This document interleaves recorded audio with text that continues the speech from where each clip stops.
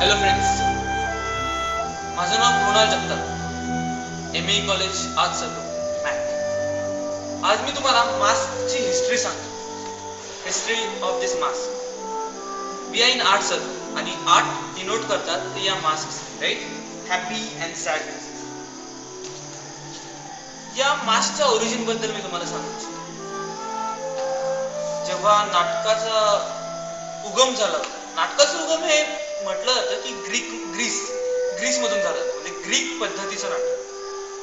तर ग्रीसमध्ये एक सभ्यता असायची जी नाटकं करायची.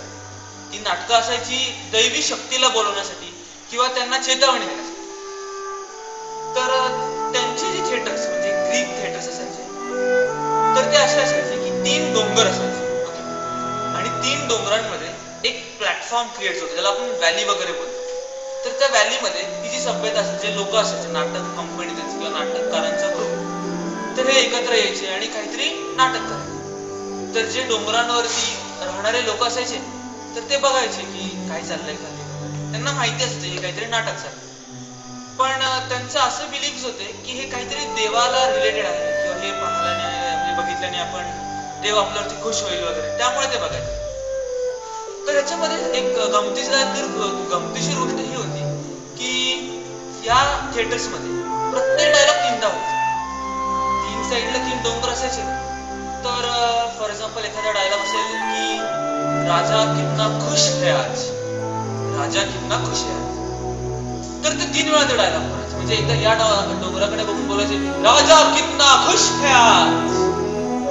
या डोंगराकडे बघून, राजा कितना खुश है आज. आणि मग इथे बघ, राजा कितना खुश है आज. असं म्हटलं जातं की त्यावेळेस जी लोक होती ती भली मोठी, त्यांचा आवाज मॉड्युलेशन जे डोंगरावरही ऐकू जाईल असं असायचं.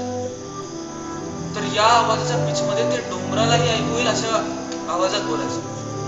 यामध्ये ते व्हॉइस मॉड्युलेशन शिकले, जे 3 प्रकारचे व्हॉइस मॉड्युलेट केले. पण त्यांच्या पुढे एक चेतावणी अशी होती की लोकांना इमोशन समजत नव्हते. जरी त्यांच्या आवाजाची पिच हाय असेल तरी लोकांना इमोशन समजत नव्हते. तेव्हा शोध लागला ते या मास्कचा. हे कॉईल पासून बनवलं जायचं, झाडांपालांच्या ह्याच्यापासून. आणि त्याला फक्त एक सॅड फेस आणि 2 डोळे, किंवा हॅपी फेस आणि 2 डोळे, असं याचा फॉर्मेशन असतं. तर आता लोकांना इमोशन समजत नव्हते, तर त्यांनी याचा शोध लावला. बरं, मग ही तर खूप आनंदाची गोष्ट होती. तर त्यांची नाटक काहीतरी अशी असायची, राजा कितना खुश है आज, राजा कितना दुखी है आज,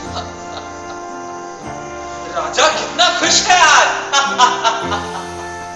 राजा कितना दुखी है आज, राजा कितना खुश है आज, राजा कितना दुखी है आज. याने लोकांना इमोशन समजू लागले.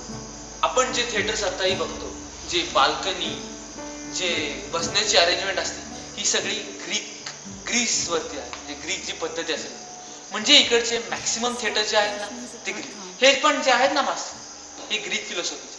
आपल्याला माहिती नसेल, बट जे सिम्बॉलायझेशन आपलं होतं ना मास्क, हे आपल्या सगळ्यांना माहिती आहे. कारण वी ऑल आर